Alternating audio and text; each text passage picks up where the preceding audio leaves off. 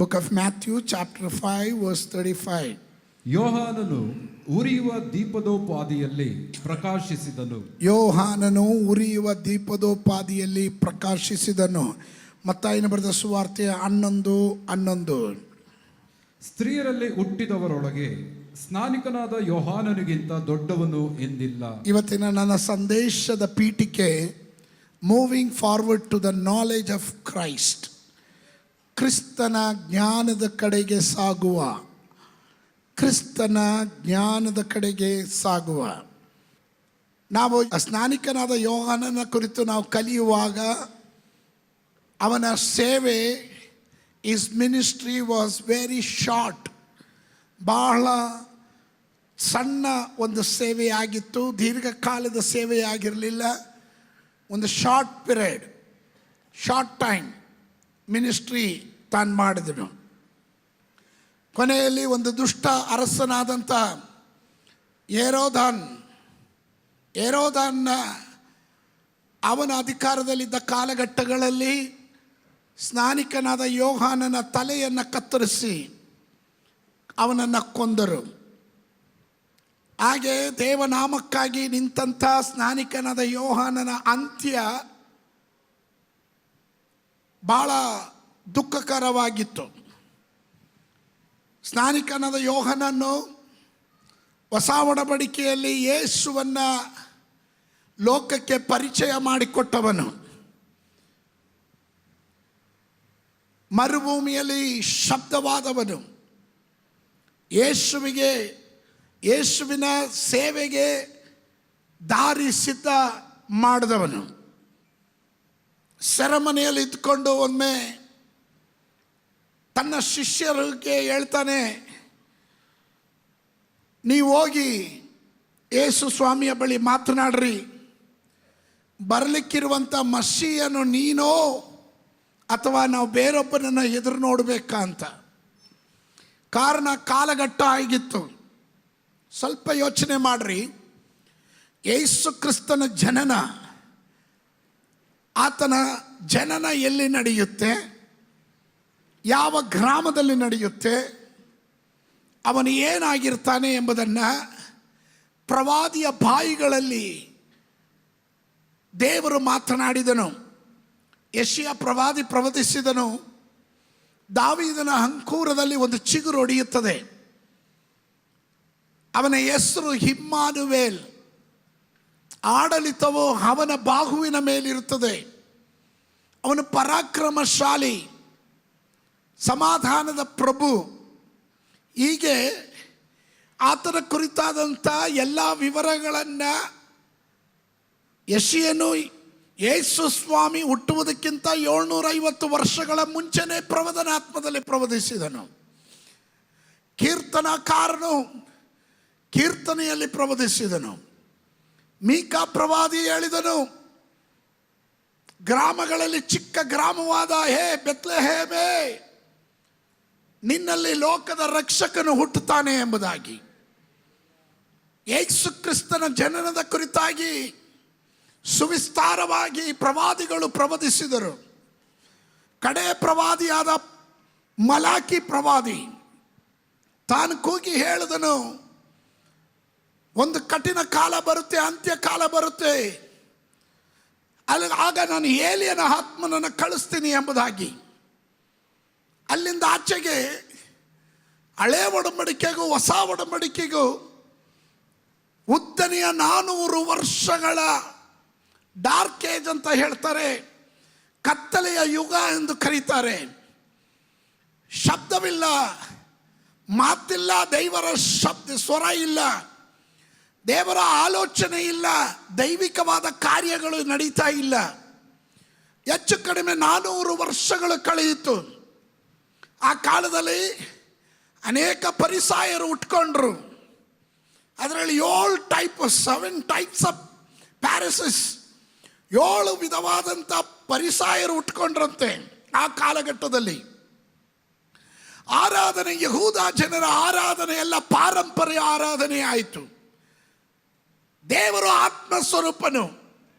ಆತ್ಮಸ್ವರೂಪನಾದ ದೇವರನ್ನ ಆತ್ಮೀಯ ರೀತಿಯಲ್ಲಿ ಸತ್ಯಕ್ಕೆ ತಕ್ಕ ಹಾಗೆ ಆರಾಧಿಸಬೇಕು ಎಂಬುದು ಪ್ರಮಾಣ. ಆದರೆ ಆರಾಧನೆ ಅಲ್ಲ, ಪಾರಂಪರೆ ಆರಾಧನೆ ಆಯಿತು. ದೈವ ಶಬ್ದ ಕೇಳ್ತಾ ಇಲ್ಲ. ಆ ಕಾಲಘಟ್ಟದಲ್ಲಿ ಮರುಭೂಮಿಯಲ್ಲಿ ಒಂದು ಶಬ್ದ ಮೊಳಗಿಸಿದವನು ಸ್ನಾನಿಕನಾದ ಯೋಹಾನನು. ದೇವರು ಕಳಿಸಿ ಒಬ್ಬ ಮನುಷ್ಯನು ಬಂದನು, ಅವನ ಹೆಸರು ಯೋಹಾನನಾಗಿದ್ದನು. ಹಲ್ಲೆಲೂಯ. ಅವನು ಯೇಸುವಿನ ದಾರಿಯನ್ನು ಸಿದ್ಧ ಮಾಡುವುದಕ್ಕೆ ಮುಂದಾಳು ಅಂತ ಏನು ಹೇಳ್ತೀವೋ, ಮುಂದಾಳಾಗಿ ದೇವರು ಕಳಿಸಿಕೊಟ್ಟನು. ಅವನಿಗೆ ಅನೇಕ ಶಿಷ್ಯರಿದ್ದರು. ಆ ಶಿಷ್ಯರಲ್ಲಿ ಕೆಲವರನ್ನ ಯೇಸುವಿನ ಬಳಿಗೆ ಕಳಿಸ್ತಾ ಇದ್ದಾನೆ. ನೀವು ಮತ್ತಾಯನ ಬರೆದ ಸುವಾರ್ತೆ 11ನೇ ಅಧ್ಯಾಯ 2ನೇ ವಚನದಿಂದ 6ನೇ ವಚನದವರೆಗೂ ಓದಿದ್ರೆ ಅಲ್ಲಿ ಯೇಸು ಸ್ವಾಮಿಯ ಬಳಿಯಲ್ಲಿ ಒಂದು ಪ್ರಶ್ನೆ ಕೇಳ್ತಾ ಇರೋದು, ನೀನೋ ಬರಲಿಕ್ಕಿರುವಂಥ ಮಸೀಹನು ಅಥವಾ ನಾವು ಬೇರೆ ಮತ್ತೊಬ್ಬನನ್ನು ಎದುರು ನೋಡಬೇಕಾ? ಅದಕ್ಕೆ ಯೇಸು ಸ್ವಾಮಿ ಉತ್ತರ ಕೊಟ್ಟನು. ಶಿಷ್ಯರಿಗೆ ಹೇಳಿದನು, ಹೋಗಿ ಯೋಹಾನನಿಗೆ ತಿಳಿಸ್ರಿ, ಕುರುಡರಿಗೆ ಕಣ್ಣು ಬರ್ತಿದೆ, ಕುಷ್ಠರೋಗಿಗಳು ಸೌಖ್ಯವಾಗ್ತಿದ್ದಾರೆ, ಪಾಪಿಗಳು ಮನ ತಿರುಗ್ತಿದ್ದಾರೆ, ಸತ್ತವರು ಎದ್ದು ಬರ್ತಿದ್ದಾರೆ. ಇದೆಲ್ಲವನ್ನ ಕಂಡು ಕೇಳಿ ಇದನ್ನು ಹೋಗಿ ತಿಳಿಸಿ. ಹಲ್ಲೆಲೂಯ. ದೇವಕುಮಾರನ ವಿಷಯದಲ್ಲಿ ಯಾರು ಸಂಶಯ ಪಡೋದಿಲ್ವೋ ಅವರೇ ಧನ್ಯರಾಗಿರ್ತಾರೆ. Hallelujah, hallelujah. ಗಮನಿಸಿ ಪ್ರಿಯರೇ, ಸ್ನಾನಿಕನಾದ ಯೋಹಾನನ ಕುರಿತು ನಾವು ಓದಿದ್ವಿ. ಅವನು ಉರಿಯುವ ದೀಪದೋಪಾದಿಯಲ್ಲಿ ಪ್ರಕಾಶಿಸಿದನು. ಅವನು ಪ್ರಕಾಶಿಸೋದಕ್ಕೆ ಕಾರಣಗಳು ಬಹಳ ಇದೆ. ಒಬ್ಬ ಆತ್ಮಿಕನ ಜೀವಿತದಲ್ಲಿ ಯೇಸು ಕ್ರಿಸ್ತನ ಕುರಿತಾದ ಸರಿಯಾದ ಅರಿವು, ನಾಲೆಡ್ಜ್ ಆಫ್ ಜೀಸಸ್ ಕ್ರೈಸ್ಟ್, ಅದು ನಮಗೆ ಬರದೆ ಹೋದರೆ, ಯೇಸು ಕ್ರಿಸ್ತನ ಕುರಿತು ಈ ಆಯುಷ್ಕಾಲ ಪೂರ್ತಿ ನಾವು ತಿಳ್ಕೊಳ್ಳೋದಕ್ಕೆ ಪ್ರಯತ್ನ ಪಟ್ಟರು ಕೆಲವೊಂದು ಅಂಶಗಳನ್ನು ಮಾತ್ರ ಕಲಿಬೋದೇ ವಿನಃ ಪೂರ್ಣವಾಗಿ ಯಾರೂ ಅವನನ್ನು ಅರ್ಥ ಮಾಡ್ಕೊಳ್ಳೋಕ್ಕಾಗೋದಿಲ್ಲ. ಕಾರಣ ಅವನು ಜ್ಞಾನಿಗಳಲ್ಲಿ ಪರಮಜ್ಞಾನಿಯಾಗಿದ್ದಾನೆ, ಸರ್ವಜ್ಞಾನಿಯಾಗಿದ್ದಾನೆ. ಆಮೇನ್. ಅದರಿಂದ ಈ ಚಿಕ್ಕ ಬುದ್ಧಿಯಲ್ಲಿ ಹರಿಯೋದಕ್ಕೆ ಪ್ರಯತ್ನ ಮಾಡ್ತಾ ಇದ್ದೀವಿ. ಆಯುಸ್ಸು ಮುಗಿಯೋಷ್ಟರಲ್ಲಿ ಇನ್ನೂ ಹೆಚ್ಚಾಗಿ ಅರಿಯಬೇಕೆಂಬ ತವಕದಿಂದ ನಾವು ಮುಂದುವರಿತಿದ್ದೀವಿ. ಪ್ರತಿಯೊಂದು ಆತ್ಮಿಕರ ಜೀವನದಲ್ಲಿ ಯೇಸು ಕ್ರಿಸ್ತನ ಕುರಿತಾದ ಅರಿವು ಯಾರಲ್ಲಿ ಉಂಟಾಗೋದಿಲ್ಲವೋ ಅವರು ಫಲಭರಿತವಾದ ಕ್ರೈಸ್ತ ಜೀವಿತವನ್ನು ನಡೆಸೋದಕ್ಕೆ ಅಸಾಧ್ಯ. ನಾನು ಮತ್ತೊಮ್ಮೆ ಹೇಳ್ತೇನೆ, ನೀನೊಂದು ಉತ್ತಮ ಆತ್ಮಿಕನಾಗಬೇಕಾದ್ರೆ you must understand the knowledge of Christ. ಕ್ರಿಸ್ತನ ಕುರಿತಾದ ಅರಿವು ನಿನ್ನಲ್ಲಿ ಆಳವಾಗಿ ಬೇರೂರಿರಬೇಕು. ಉದ್ದುದ್ದ ಸಿಲಿಬಿಯ ಚೈನ್ ಹಾಕ್ಕೊಂಡು ಕತ್ತಿಗೆ ಉದ್ದುದ್ದ ಗಡ್ಡ ಬೆಳೆಸ್ಕೊಂಡು ಬಾಯಲ್ಲಿ ಉಚ್ಚರಿಸಲಾರದೆ ಇರುವಂಥ ಹೆಸರುಗಳನ್ನು ಇಟ್ಟರೆ ನೀನು ಕ್ರಿಸ್ತಿಯಾನಿ ಆಗಲ್ಲ. ಕ್ರಿಸ್ತಿಯಾನಿ ಅಂದರೆ ಕ್ರಿಸ್ತನ ಅನುಯಾಯಿ, ಕ್ರಿಸ್ತನ ಹೆಜ್ಜೆಯ ಜಾಡಿನಲ್ಲಿ ನಡೆಯುವವನು. ಸ್ತೋತ್ರ ಬರಲಿಲ್ಲ ನೋಡ್ರಿ ಅದಕ್ಕೆ. ಆಮೇಲೆ ಕ್ರಿಸ್ತನ ಹಿಂಬಾಲಕನು. ಯೇಸು ಸ್ವಾಮಿ ಹೇಳಿದನು, ಒಬ್ಬನು ನನ್ನನ್ನು ಹಿಂಬಾಲಿಸುವುದಾದರೆ ತನ್ನನ್ನೇ ತಾನು ನಿರಾಕರಿಸಿ ತನ್ನ ಶಿಲುಬೆಯನ್ನು ಹೊತ್ತು ನನ್ನನ್ನು ಹಿಂಬಾಲಿಸಲಿ ಎಂಬುದಾಗಿ. ನಾವು ಅವನ ಹಿಂಬಾಲಕರು. ಅದಕ್ಕೆ ನಮ್ಮನ್ನು ಕೇಳ್ತಾರೆ, ನೀವು ಯಾವ ಜಾತಿ ಅಂದರೆ ನಾವು ಕ್ರಿಸ್ತನ ಜಾತಿ ಅಂತ. ಏನು ಜಾತಿ? ಕ್ರಿಸ್ತನ ಜಾತಿ, ಹಿಂಬಾಲಕರು ನಾವು. ಸ್ತೋತ್ರ. ನೋಡ್ರಿ, ಅದಕ್ಕೆ ನಿಮ್ಮ ಹೆಸರು ಯಾರ್ದು ಹೆಸರು ಬದಲಾವಣೆ ಆಗಿಲ್ಲ. ಮಾಲಾನೇ, ಸ್ತೋತ್ರ. ಜ್ಯೋತಿನೇ, ಛಾಯಾನೇ, ಮಂಗಳಾನೇ. ಏನಾದರೂ ವ್ಯತ್ಯಾಸ ಇದೆಯಾ? ಆದರೆ ಅವರು ಕ್ರಿಸ್ತನ ಅನುಯಾಯಿಗಳು. ಆಮೇಲೆ until you have the knowledge of Christ, ನಿನಗೆ ಕ್ರಿಸ್ತನ ಕುರಿತಾದ ಅರಿವು ಇಲ್ಲದೆ ಹೋದರೆ ನೀನೊಂದು ಆರ್ಡಿನರಿ ವಿಶ್ವಾಸಿಯಾಗಿರ್ತೀಯ. ನಿನ್ನ ನಾಮಧೇಯ ಕ್ರೈಸ್ತನಾಗಿರ್ತೀಯ. ಕ್ರಿಸ್ತನ ಕುರಿತಾದ ಹೆಚ್ಚಿನ ಅರಿವು ಇಲ್ಲದೆ ಇರೋದ್ರಿಂದ ನೀನು ಹೆಚ್ಚಿಗೆ ಫಲ ಕೊಡಕ್ಕೂ ಆಗೋದಿಲ್ಲ. ನೀನೊಂದು ಫಲಭರಿತವಾದಂಥ ವಿಶ್ವಾಸಿ ಆಗಲಿಕ್ಕೆ ಸಾಧ್ಯವಿಲ್ಲ. ಅದಕ್ಕೆ ನಾನು ಹೇಳಿದೆ, moving forward to the knowledge of Christ. ಕ್ರಿಸ್ತನ ಜ್ಞಾನದಲ್ಲಿ ನಾವು ಹಾದು ಹೋಗ್ತಾ ಇದ್ದೇವೆ, ಸಾಗುವಂತರಾಗಿದ್ದೇವೆ. ಆಮೇಲೆ ಸತ್ಯವೇದ ಗ್ರಂಥದಲ್ಲಿ ನಾನು ಬೆಳಿಗ್ಗೆ ಸುಮಾರು ಕಾರ್ಯಗಳನ್ನು ಹಂಚಿಕೊಂಡೆ. ದಮಸ್ಕದ ಹೆಬ್ಬಾಗಿಲಿನಲ್ಲಿ ತರ್ಷೀಸನ ಸೌಲನು ಅಂದರೆ ಬೆನ್ಯಾಮಿನ್ ಕುಲದವನು, ಇಸ್ರಾಯೇಲ್ ವಂಶದವನು, ರೋಮ ಪೌರತ್ವ ಉಳ್ಳವನು, ಗೆಮಾಲಿಯನ ಪಾದಪೀಠದಲ್ಲಿ ಕುಳಿತು ಕಲಿತಂಥ ಅಂದಿನ IAS officer, Greek, Hebrew, Rome ಯೂನಿವರ್ಸಿಟಿಗಳಲ್ಲಿ ಮಾಸ್ಟರ್ ಡಿಗ್ರಿ ಪಡೆದಿರುವವನು, ವಿದ್ಯಾಭ್ಯಾಸದ ಪಾಂಡಿತ್ಯದಲ್ಲಿ ಬಹಳವಾಗಿ ಮುಂದುವರೆದಿರೋನು, ಹಣವಂತನು, ಸ್ಥಿತಿವಂತನು, ಸ್ವಂತ ಹಡಗಿನ ಯಜಮಾನ, ಕೋಟ್ಯಾಂತರ ಹಣ ಅವನಲ್ಲಿತ್ತು. ಇಷ್ಟೆಲ್ಲ ಇದ್ದರೆ ಅವನ ಒಳಗಡೆ ಒಂದು ವೈರಾಗ್ಯ ಇತ್ತು. ಆ ವೈರಾಗ್ಯ ಏನಂದರೆ, ಯಾರು ಕ್ರಿಸ್ತನ ಅನುಯಾಯಿಗಳಿದ್ದಾರೋ ಅವ್ರನ್ನ ಜೀವಂತವಾಗಿ ಉಳಿಸಬಾರ್ದು, ಅವ್ರನ್ನ ಕೊಲ್ಲಬೇಕು. ಮತಾಸಕ್ತಿ ನೋಡಿದ್ರೆ ಅವನು ಯಹೂದ ಮತದ ಭಯಂಕರವಾಗಿ ಅಂಧತೆಯಲ್ಲಿ ಬಿದ್ದಿರುವವನು, ಅಂಧತೆಯಲ್ಲಿ ಬಿದ್ದವನು. ಅವನಿಗೆ ಕ್ರಿಸ್ತನ ಹೆಸರು ಕೇಳದೆ ಇಷ್ಟ ಇಲ್ಲ. ಕ್ರಿಸ್ತ್ಯಾನಿಗಳನ್ನು ಕಂಡ್ರೆ ಆಗಲ್ಲ, ಅವ್ರನ್ನ ಕೊಲ್ಲಬೇಕು, ಸಭೆಗಳನ್ನು ನಾಶ ಮಾಡಬೇಕು ಎಂದು. ಅದಕ್ಕೆ ಆ ಕಾಲದಲ್ಲಿ ಅಧಿಕಾರ ಪತ್ರವನ್ನು ಪಡೆದು, ಅವನು ಅಧಿಕಾರ ಪತ್ರ ಪಡೆದು ಕ್ರಿಸ್ತ್ಯಾನಿಗಳನ್ನು ಕೊಲ್ಲೋದಕ್ಕೆ ಹೊರಟಿದ್ದಾನೆ. ಅವನು ಕುದುರೆಯನ್ನು ಹತ್ತಿ ಹೊರಟ. ದಮಸ್ಕದ ಹೆಬ್ಬಾಗಿಲಿಗೆ, ನಿಮಗೆ ಗೊತ್ತಿರ್ಬೋದು, ಅಪೊಸ್ತಲ ಕೃತ್ಯಗಳು 9ನೇ ಅಧ್ಯಾಯದಲ್ಲಿ ದೇವರು ಅವನಿಗೆ ಎನ್ಕೌಂಟರ್ ಮಾಡ್ತಾ ಇರೋದು. ಆದರೆ ಅದಕ್ಕೆ ಮುಂಚೆ 7ನೇ ಅಧ್ಯಾಯದಲ್ಲಿ ಸ್ತೆಫಾನನನ್ನು ಕಲ್ಲೊಡೆದು ಕೊಲ್ಲೋದಕ್ಕೆ, ಸ್ತೆಫಾನನನ್ನು ಕೊಲ್ಲಿಸೋದಕ್ಕೆ ಬಹಳ ಮುಂಚೂಣಿಯಲ್ಲಿ ನಿಂತವನು ಈ ತರ್ಷೀಸನ ಸೌಲನಾಗಿದ್ದನು. ಸತ್ಯವೇದ ಗ್ರಂಥಗಳನ್ನು ಓದುವಾಗ ಚರಿತ್ರಾ ಭಾಗಗಳನ್ನು ಚೆನ್ನಾಗಿ ತಿಳಿದುಕೊಳ್ಳ್ರಿ. ಅವನು ಸಾಧಾರಣ ವ್ಯಕ್ತಿ ಆಗಿರಲಿಲ್ಲ. ರೋಮ ಪೌರತ್ವ ಉಳ್ಳವನು. ಅಂದರೆ ಆ ಕಾಲದಲ್ಲಿ ರೋಮ್ ಅಂದರೆ ಸೂಪರ್ ಪವರ್ ಇರುವಂಥ ದೇಶ. ರೋಮ ಪೌರತ್ವ ಉಳ್ಳವನು. ನಿಮಗೆ ಎಷ್ಟು ಜನಕ್ಕೆ ಗೊತ್ತೋ ಗೊತ್ತಿಲ್ಲ, ಭಾರತದ ಪಾಸ್ಪೋರ್ಟ್ ಇಟ್ಕೊಂಡು ಹೋದರೆ ವಿದೇಶಗಳಲ್ಲಿ, ವೆಸ್ಟರ್ನ್ ಪಾಶ್ಚಿಮಾತ್ಯ ದೇಶಗಳಲ್ಲಿ ಕೆಲವರು ನಮ್ಮನ್ನು ತುಚ್ಛವಾಗಿ ಕಾಣ್ತಾರೆ. ಕಾರಣ, ನಮ್ಮ ರಾಜಕೀಯ ವ್ಯಕ್ತಿಗಳು ಅವರು ನಮ್ಮನ್ನು ಬಿಂಬಿಸಿರೋದು ನಾವು ದಾರಿದ್ರ್ಯದಲ್ಲಿರುವವರು, ಕಡು ಬಡತನದಲ್ಲಿ ಇರುವವರು, ಮುಂದುವರಿದ ಅಭಿವೃದ್ಧಿ ಆಗದೇ ಇರೋ ದೇಶ ಅನ್ನೋ ರೀತಿಯಲ್ಲಿ ಚಿತ್ರೀಕರಿಸ್ಬಿಟ್ಟಿದ್ದಾರೆ. ಅದರಿಂದ ಅವ್ರ ಭಾವನೆಯಲ್ಲೆಲ್ಲ ಬರೋದು ಹಂಗೆ. ಬೇಕಾದರೆ ನೋಡ್ರಿ, ನಮ್ಮ ದೇಶ ತೋರಿಸ್ಬೇಕಾದ್ರೆ ಅವ್ರು ತೋರಿಸೋದೆ ಮುಂಬೈಯಲ್ಲಿ ಇರುವಂಥ ಸ್ಲಮ್. ಏನು ಸ್ಲಮ್ ಅದು? ಧಾರಾವಿ ಸ್ಲಮ್ ತೋರಿಸ್ತಾರೆ. ಕರ್ನಾಟಕ ತೋರಿಸಿದ್ರೆ ಎಲ್ಲಾದರೂ ಒಂದು ಗುಡಿಸಲು ಎಲ್ಲ ಪಡಿಸ್ಲು ಹಾಕ್ಕೊಂಡಿರೋರನ್ನ ತೋರಿಸ್ತಾರೆ. ಅಲ್ಲಿನ ಜನ ನಮ್ಮನ್ನು ಕಂಡ್ರೆ ಅಯ್ಯೋ ಕಡು ಬಡತನದಲ್ಲಿ ಇರೋರು ಅಂತ ಸೋತ್ರ. ಅದೇ ಅಮೇರಿಕದವನ ಪಾಸ್ಪೋರ್ಟ್ ನೋಡಿದ್ರೆ ಸಾಕು, ಅವನಿಗೆ ಸ್ಪೆಷಲ್ ಟ್ರೀಟ್ ಕೊಡ್ತಾರೆ. ಈಗಲೂ ನಡೀತಾ ಇರೋ ಕಾರ್ಯ ಅದು. ದೇಶ ಸುತ್ತವನು ನಾನು, ಇದನ್ನು ಗಮನಿಸ್ತೀನಿ. ಇದನ್ನೆಲ್ಲ ನಾನು ಗಮನಿಸ್ತೀನಿ. ಆಗಿನ ಕಾಲದಲ್ಲಿ ರೋಮ ಪೌರತ್ವ ಅಂದರೆ ಬಹಳ ಘನತೆ ಉಳ್ಳಂಥದ್ದು.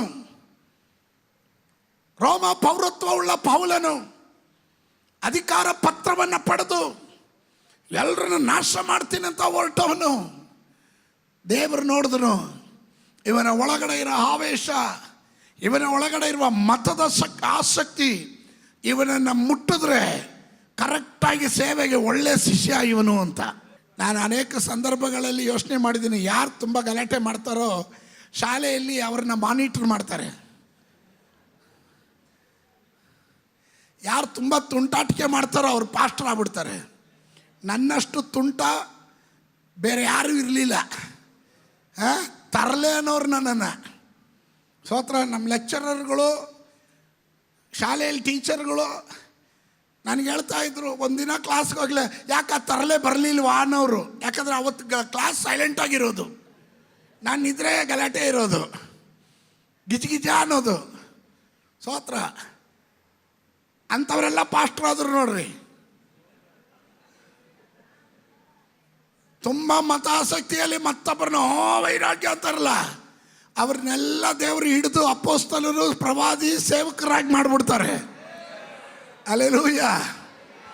ಈ ಸೌಲನನ್ನು ದೇವರು ಸಂದರ್ಶಿಸ್ತಾರೆ. ದಮಸ್ಕದ ಹೆಬ್ಬಾಗಿಲಿನಲ್ಲಿ ಕುದುರೆಯನ್ನು ಹತ್ತಿ ತಾನು ಒಂದು ಅಧಿಕಾರ ಪತ್ರವನ್ನು ಕೈಯಲ್ಲಿ ಹಿಡಿದು ರಾಜಾರೋಷವಾಗಿ ಕ್ರಿಸ್ತ್ಯಾನಿಗಳನ್ನು ಕೊಲ್ಲುವುದಕ್ಕೆ ಹೊರಟಿರುವಂಥ ಈ ಸೌಲನ, ತರ್ಷೀಸನ ಸೌಲನನ್ನು ಕಂಡಾಗ ಪರಲೋಕದ ದೇವರು ಹೇಳಿದನು, ಇವನನ್ನು ಹೀಗೆ ಬಿಡೋಕ್ಕೆ ಸಾಧ್ಯವಿಲ್ಲ. ದಮಸ್ಕದ ಹೆಬ್ಬಾಗಿಲಿಗೆ ಬಂದಾಗ ನೀತಿ ಸೂರ್ಯನಾದ ಯೇಸುವಿನ ಪ್ರಕಾಶ ಇವನ ಮೇಲೆ ಬಡಿಯಿತು. ಕುದುರೆ ಸಮೇತ ಇವನ ಕೆಳಗಡೆ ಬಿದ್ದವನೇ ಆ ಪ್ರಕಾಶಕ್ಕೆ ಇವನ ಕಣ್ಣುಗಳು ಕಾಣದೆ ಹೋಯಿತು. ಅಲ್ಲಿಂದ ಕೂಗಿ ಕೇಳ್ದ, ಯಾರು ಕರ್ತನೇ ನೀನು? ಆ ಪದ ಬಹಳ ಸತ್ತವಾದದ್ದು, ಬಹಳ ಅರ್ಥ ಇರೋವಂಥ ಪದ. ಅವನು ನೀನು ಯಾರಯ್ಯ ಅಂತ ಕೇಳಲಿಲ್ಲ, ಯಾರು ಕರ್ತನೇ ನೀನು ಅಂದರೆ, ಇಷ್ಟೊಂದು ಅಧಿಕಾರ, ಇಷ್ಟೊಂದು ದರ್ಪ ಇರೋ ನನ್ನನ್ನೇ ಕೆಳಗಡೆ ಕೆಡಬೇಕಾದ್ರೆ ನೀನು ಸಾಧಾರಣವಾದವನಲ್ಲ, ನೀನು ಕರ್ತನು. ಕರ್ತನು ಅಂದರೆ ನನ್ನ ಜೀವನದ ಕರ್ತೃತ್ವವನ್ನು ನಡೆಸೋದಕ್ಕೆ ಸಮರ್ಥನಾಗಿರುವವನು ನೀನು. ಅದಕ್ಕೆ ಕೇಳ್ದ, ನೀನು ಯಾರು ಕರ್ತನೇ? ಯೇಸುವಿನ ಪ್ರತ್ಯುತ್ತರ, ನೀನು ಹಿಂಸಿಸುವ ಯೇಸು ನಾನು ಎಂಬುದಾಗಿ. ಆಮೇಲೆ ಅಂದು ಅವನ ಬಾಹ್ಯ ಕಣ್ಣು ಮುಚ್ಚಿತು. 3 ದಿನ ಬಾಹ್ಯ ಕಣ್ಣೆಲ್ಲ ಮುಚ್ಚಿತು. ಕೆಲವೊಮ್ಮೆ ಬಾಹ್ಯ ಕಣ್ಣು ಮುಚ್ಚಿದ್ರೇ ಆಂತರಿಕ ಕಣ್ಣು ತೆರೆಯೋದು. ಆಂತರಿಕ ಕಣ್ಣನ್ನು ತೆರೆದ್ರೆ ನೀನು ಯೇಸುವನ್ನು ಕಾಣ್ತೀಯ, ಬಾಹ್ಯ ಕಣ್ಣು ತೆರೆದ್ರೆ ಲೋಕ ಕಾಣ್ತೀಯ. ಇವನಿಗೆ 3 ದಿನ ಬಾಹ್ಯ ಕಣ್ಣನ್ನು ಮುಚ್ಚಿದ್ರು ದೇವರು. ಇದುವರೆಗೂ ಲೋಕ ಕಂಡ, ಈಗ ನೀನು ನನ್ನನ್ನು ಕಾಣುವಂತ. ಆ 3 ದಿನದಲ್ಲಿ ಅವನ ಜೀವನ ಚರಿತ್ರೆಯನ್ನು ದೇವರು ಬದಲಾಯಿಸಿದನು. ಅವನ ಡೆಸ್ಟಿನಿಯನ್ನು ದೇವರು ಬದಲಾಯಿಸಿದನು. ಅವನ ಭವಿಷ್ಯವನ್ನು ಬದಲಾಯಿಸಿದನು. ಒಂದು ಅಧಿಕಾರ ಪತ್ರ ಹಿಡ್ಕೊಂಡು ಬಂದವನ ಕೈಯಲ್ಲಿ ಈ ಸತ್ಯವೇದ ಗ್ರಂಥದಲ್ಲಿ, ಹೊಸ ಒಡಂಬಡಿಕೆಯಲ್ಲಿ 14 ಪತ್ರಿಕೆಯನ್ನು ಬರೆಯತಕ್ಕಂತೆ, ಅನೇಕ ಸಭೆಗಳನ್ನು ಕಟ್ಟತಕ್ಕಂತೆ, ಸಭೆಗಳನ್ನು ನಾಶ ಮಾಡೋದಕ್ಕೆ ಹೊರಟವನ ಕೈಯಿಂದಲೇ ಅನೇಕ ಸಭೆಗಳನ್ನು ಸ್ಥಾಪನೆ ಮಾಡೋದಕ್ಕೆ, ಏಷ್ಯಾ ಮೈನರ್ಗಳಲ್ಲಿ ಸಭೆಗಳನ್ನು ಸ್ಥಾಪನೆ ಮಾಡೋದಕ್ಕೆ ದೇವರು ಅವನನ್ನು ಉಪಯೋಗಿಸಿದನು. Hallelujah. Are you with me? ಆಮೇಲೆ ಈ ಅಪೊಸ್ತಲನಾದಂಥ ಪೌಲನು ಯೇಸುವಿನ ಸೇವೆಗಾಗಿ ತನ್ನನ್ನೇ ತಾನು ಸಮರ್ಪಿಸಿದ ಮೇಲೆ ನಾನಾ ವಿಧವಾದ ಪ್ರತಿಕೂಲಗಳು, ಹೋರಾಟಗಳು, ಹಿಂಸೆಗಳು, ಕಷ್ಟ, ಅನ್ನ ಇಲ್ಲದೆ ಇರೋದು, ವಸ್ತ್ರ ಇಲ್ಲದೆ ಇರೋದು, ಚಡಿ ಏಟುಗಳು, ಸೆರೆಮನೆ ವಾಸ, ಹಡಗು ಓಡಿದೋಗ್ತಾ ಇದೆ, ಹಗಲು ರಾತ್ರಿ ಆತನ ನೀರಿನಲ್ಲಿದ್ದ, ಆಹಾರ ಇಲ್ಲ. ಕೆಲವೊಮ್ಮೆ ಸುವಾರ್ತೆಯ ನಿಮಿತ್ತವಾಗಿ ಇವರನ್ನು ಶಾರೀರಿಕವಾಗಿ ಹಣ್ಣುಗಾಯಿ ನೀರುಗಾಯಿ ಮಾಡಿದ್ರು, ಒಡೆದು ಬಡಿದು ಜಜ್ಜಿ, ಒಮ್ಮೆ ಅಂತೂ ಸತ್ತೋದ ಅಂತ ಎತ್ತು ಬಿಸಾಕ್ಬಿಟ್ಟು ಹೋಗಿದ್ರು. ಆದರೂ ಇವನ ಸೇವೆ ನಿಲ್ಲಿಸಲಿಲ್ಲ. ತನ್ನ ಜೀವನದ ಕೊನೆಯಲ್ಲಿ ರೋಮ ಕಾರಾಗೃಹದಲ್ಲಿದ್ದುಕೊಂಡು ತನ್ನ ಫಿಲಿಪಿಯರಿಗೆ ಪತ್ರಿಕೆ ಬರಿತಾ ಇದ್ದಾನೆ. ಫಿಲಿಪಿಯದಲ್ಲಿರುವಂಥ ವಿಶ್ವಾಸಿಗಳಿಗೆ ಪತ್ರಿಕೆಯನ್ನು ಬರೆಯುವಾಗ ಅವನು ಹೇಳ್ತಾನೆ, ನಾನು ತಿರುಗಿ ನಿಮಗೆ ಹೇಳ್ತೇನೆ, ಸಂತೋಷ ಪಡ್ರಿ. ಹಲ್ಲೆಲೂಯಾ. ಅವನಿಗೆ ಚೆನ್ನಾಗಿ ಗೊತ್ತು, the joy of the Lord is my strength. Hallelujah. ಕರ್ತನಲ್ಲಿರುವ ಸಂತೋಷವೇ ನನ್ನ ಬಲವಾಗಿರುವಂಥದ್ದಾಗಿದೆ. The joy of the Lord is my strength. Hallelujah. ಅದರಿಂದ ಆ ಬಲ ನಿಮಗೂ ಉಂಟಾಗಲಿ. Amen, amen. ಇವನು ಅಲ್ಲೂ ಸಂತೋಷ ಪಡೋ ಕಾರಣ ಏನು? What is the reason? How can A person going through such A problem even though is very happy? ನಮ್ಮಲ್ಲಿ ಏನೂ ಇಲ್ಲ, ಕರೆಕ್ಟ್ ಟೈಮ್ಗೆ ಒಂದಿನ ಊಟ ಸಿಕ್ಕಿಲ್ಲ ಅಂದರೆ ಸಾಕು, ದೇವ್ರನ್ನ ಬೈತಾರೆ, ಪಾಸ್ಟರ್ನ ಬೈತಾರೆ, ಸಭೆಯನ್ನು ಬೈತಾರೆ, ಎಲ್ರನ್ನ ಬೈತಾರೆ. ಸ್ತೋತ್ರ ಹೇಳ್ದೇ ಇದ್ದಾಗಲೇ ಅರ್ಥ ಆಯಿತು, ಪಾಸ್ಟರ್ ನನ್ನ ವಿಷಯನೇ ಹೇಳ್ತಾ ಇದ್ದಾರೆ ಅಂತ. ಸ್ತೋತ್ರ. ಎಲ್ಲ ಪ್ರತಿಕೂಲ. Still is telling. ಸಾಧಾರಣವಾಗಿ ನಾನು ನಿಮ್ಮ ಹತ್ರ ಕೇಳ್ತೀನಿ, ನೀವು ಇದ್ದೀರಾ ನನ್ನ ಜೊತೆ? ಇದ್ದೀರಾ? ಈ ಜೈಲು ಒಳಗಡೆ ಇರೋರನ್ನ ಹೊರಗಡೆ ಇರೋರು ಹೋಗಿ ಏನು ಹೇಳ್ತಾರೆ? ಈಗ ನಾನು ಜೈಲಲ್ಲಿ ಇದ್ದೀನಿ ಅಂದ್ಕೊಳ್ರಪ್ಪ, ನೀವು ವಿಶ್ವಾಸಿ ಬಂದ್ರಿ, ನನ್ನ ಭೇಟಿ ಮಾಡೋಕ್ಕೆ ಬಂದ್ರಿ, ಏನು ಹೇಳ್ತೀರಾ? ಹೇಗಿದ್ದೀರ ಪಾಸ್ಟ್ರೆ, ನಿಮ್ಗೆ ಹಿಂಗೆ ಆಗಬೇಕಾಗಿತ್ತು, ಒಳ್ಳೇದಾಯಿತು, ಹಂಗೆ ಹೇಳ್ತೀರಾ? ನೀವು ಕುಂತಿರೋದು ನೋಡಿದ್ರೆ ಹಂಗೆ ಕಾಣುತ್ತೆ. ನೀವೇನು ಹೇಳ್ತೀರಾ? ಅಯ್ಯ ಇವ್ರು ಏನು ಹೇಳಂಗೆ ಇಲ್ಲ, ಇತ್ ಕಡೆ ಆದರೂ ಹೇಳ್ರಿ. ಹಾಂ, ಹೊರಗಡೆ ಎಲ್ಲ ಹೆಂಗಿದೆ ಅಂತ ನನಗೆ ಗೊತ್ತಾ? ಒಳಗಡೆನಾ? ಒಳಗಡೆ ಹೆಂಗಿದೆ? 4 ಗೋಡೆ 2 ಕಂಬಿ ಹಾಕಿರೋಂಥ ಜೈಲು, ಒಳಗಡೆ ಹೆಂಗಿದೆ ಅಂತ ಕೇಳಿದ್ರೆ ಹಂಗಲ್ಲ ಕೇಳೋದು. ಪಾಸ್ಟ್ರೇ ಧೈರ್ಯವಾಗಿರಿ ಪಾಸ್ಟ್ರೇ, ಆದಷ್ಟು ಬೇಗನೆ ದೇವರು ಬಿಡುಗಡೆ ಮಾಡ್ತಾರೆ, ನಾವೆಲ್ಲ ಪ್ರಾರ್ಥನೆ ಮಾಡ್ತಾ ಇದ್ದೀರಿ, ದುಃಖ ಪಡಬೇಡಿ ಪಾಸ್ಟ್ರೇ. ಇತ್ತಾನೇ ಸಾಧಾರಣವಾಗಿ ಹೇಳೋದು. ಅದನ್ನು ನಾನು ಹೇಳ್ಕೊಟ್ಟ ಮೇಲೆ ಆಮೇನ್ ಅಂತ. ಎಂಥ ವಿಶ್ವಾಸಿಗಳು, ನಿಮ್ಮನ್ನು ಪಡೆದ ನಾನೇ ಧನ್ಯನು. ಇದನ್ನು ಹೇಳ್ಕೊಡ್ಬೇಕಲ್ಲಪ್ಪ. ಹಾಂ, ಇದು ತಾನೇ ಸಾಧಾರಣವಾಗಿ ಹೇಳೋದು. ಧೈರ್ಯವಾಗಿರಿ ಪಾಸ್ಟ್ರೆ, ನಾವೆಲ್ಲ ಪ್ರಾರ್ಥನೆ ಮಾಡ್ತಿದ್ವಿ, ಆದಷ್ಟು ಬೇಗನೆ. ಅವಾಗ ಇನ್ನೊಬ್ರು ಹೇಳ್ತಾರೆ, ನಾವು ಬೇಲ್ಗೆಲ್ಲ ಅಪ್ಲೈ ಮಾಡಿದ್ವಿ ಪಾಸ್ಟ್ರೆ, ನಾವು ಇವ್ರ ಹತ್ರ ಲಾಯರ್ ಹತ್ರ ಎಲ್ಲ ಮಾತಾಡಿದ್ವಿ ಪಾಸ್ಟ್ರೆ, ಬೇಗನೆ ಅವರು ರಿಲೀಸ್ ಮಾಡ್ತೀನಿ ಅಂತ ಹೇಳಿದಾರೆ ಪಾಸ್ಟ್. ಇದು ತಾನೇ ಹೇಳ್ತೀರಾ? ಸ್ತೋತ್ರ. ಇಲ್ಲಿ ವಿಶ್ವಾಸಿಗಳು, ಫಿಲಿಪ್ಪ ವಿಶ್ವಾಸಿಗಳಿಗೆ ಪೌಲನ್ ಹೇಳ್ತಾನೆ, ಒಳಗಡೆ ಇರೋನು ಹೊರಗಡೆ ಇರೋರಿಗೆ ಹೇಳ್ತಾ ಇದ್ದಾನೆ, ನೀವು ಸಂತೋಷ ಪಡ್ರಿ. ತಿರುಗಿ ನಾನು ನಿಮ್ಗೆ ಹೇಳ್ತೀನಿ, ಸಂತೋಷ ಪಡ್ರಿ.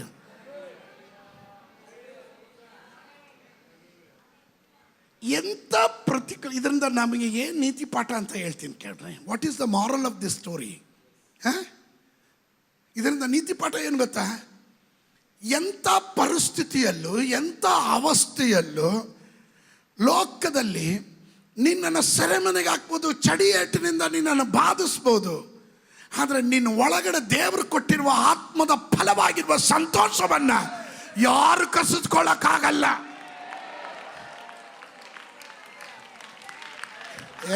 ನಿಮಗೆ ಅರ್ಥ ಆಗಲಿಲ್ಲ?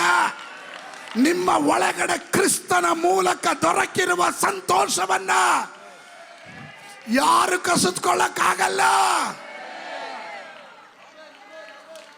ಉದಾಹರಣೆ ಹೇಳಿ, ಸ್ತೆಫಾನನನ್ನ ಕಲ್ಲೊಡೆದು ಕೊಲ್ಲುವಾಗ ಅವರ ಮುಖ ರೌದ್ರವಾಗಿತ್ತು, ಕೋಪದಿಂದ ತುಂಬಿತ್ತು. ಆದರೆ ಸತ್ಯವೇದ ಗ್ರಂಥ ಹೇಳುತ್ತೆ, ಸ್ತೆಫಾನನು ಕಲ್ಲೇಟನ್ನ ಕಂಡು ಭಯಪಡಲಿಲ್ಲ, ಅವನು ದೇವರನ್ನ ನಿಂದಿಸಲಿಲ್ಲ, ಅವನ ಗುಣಗುಟ್ಟಲಿಲ್ಲ, ಅವನ ಮುಖ ಪ್ರಕಾಶಿಸಿತು. ಅವನ ಪರಲೋಕದ ದರ್ಶನವನ್ನ ಕಾಣುತ್ತಾ ಅಸನ್ಮುಖನಾಗಿದ್ದನು.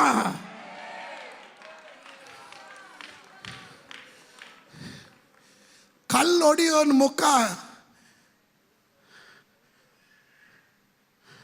ಇಂಗು ತಿಂದ ಮಂಗನ ಹಾಗೆ ಇತ್ತು. ನನ್ನ ಭಾಷೆಯಲ್ಲಿ ಕಲ್ಲು ಒಡೆಯುವವನ ಮುಖ ಇಂಗು ತಿಂದ ಮಂಗನ ಹಾಗಿತ್ತು. ಆದರೆ ಕಲ್ಲು ಒಡಿಸ್ಕೊಳ್ಳೋನ ಮುಖ ಪ್ರಕಾಶವಾಗಿತ್ತು. ಅವನ ಕಲ್ಲು ಹೊಡಿತಿದ್ರೆ ಯಾರೋ ಹೂವು ಆಗ್ತಾ ಇದ್ದಾರೆ ಅಂತ, ಕಲ್ಲುಗಳು ಬೀಳ್ತಿದ್ರೆ ಹಂಗೆ ದೇವ್ರ ವಾಕ್ಯ ನಾವು ಕಾಣ್ತೀವಿ. ಅಲ್ಲಿ ಸ್ಟೆಫನನ ಅಪೊಸ್ತಲ ಕೃತ್ಯಗಳು 7ನೇ ಅಧ್ಯಾಯ ಓದ್ ನೋಡ್ರಿ. ನಾವು ಹಂಗಲ್ಲ, ಕಲ್ಲು ಹೊಡಿಯೋದೇ ಬೇಡ, ಕಲ್ಲು ಎತ್ಕೊಂಡ್ರೆ ಸಾಕು. ಆಗಲೇ ಯೂಟ್ಯೂಬಲ್ಲಿ ಫೇಸ್ಬುಕ್ಕಲ್ಲಿ ಲೈವ್ ಬಂದು ಊರವ್ರಿಗೆಲ್ಲ, ದೇವ ಮಕ್ಕಳೇ, ದೇವನಾಮದ ಮಹಿಮೆಗಾಗಿ ನಾನು ಈಗ ಕಷ್ಟಗಳನ್ನು ಅನುಭವಿಸ್ತಾ ಇದ್ದೇನೆ, ನನ್ನನ್ನು ಒಡೆದು ರಕ್ತ ಸುರಿಸಿ ಬಹಳ ಚಿತ್ರಹಿಂಸೆಯಿಂದ ನನ್ನನ್ನು ಮಂಚಿಸ್ತಾ ಇದ್ದಾರೆ, ನನ್ನನ್ನು ಕೊಲ್ತಾ ಇದ್ದಾರೆ, ನೀವು ಎಲ್ಲರೂ ಬಂದು ಸಹಾಯ ಮಾಡಿರಿ, ಬೇಗನೆ ಇದನ್ನು ಸಾಧ್ಯವಾದಷ್ಟರಿಗೆ ಫಾರ್ವರ್ಡ್ ಮಾಡಿರಿ, ಲೈಕ್ ಮಾಡಿರಿ, comments hockey.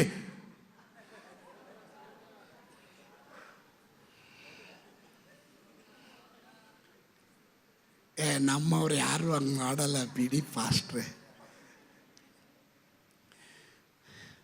Wear we R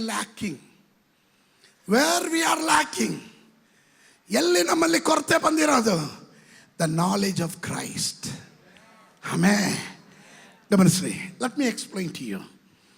116ನೇ ಕೀರ್ತನೆ, ದೇವರ ವಾಕ್ಯ ಹೇಳ್ತದೆ, ಕರ್ತನ ಸಮ್ಮುಖದಲ್ಲಿ ಪರಿಪೂರ್ಣವಾದ ಸಂತೋಷವಿದೆ, ಅವನ ಬಲಗೈಯಲ್ಲಿ ಶಾಶ್ವತವಾದ ಭಾಗ್ಯ ಇದೆ ಅಂತ. ಎಲ್ಲಿದೆ ಪರಿಪೂರ್ಣವಾದ ಸಂತೋಷ? ಎಲ್ಲಿದೆ? ಕರ್ತನ ಸಮ್ಮುಖದಲ್ಲಿದೆ.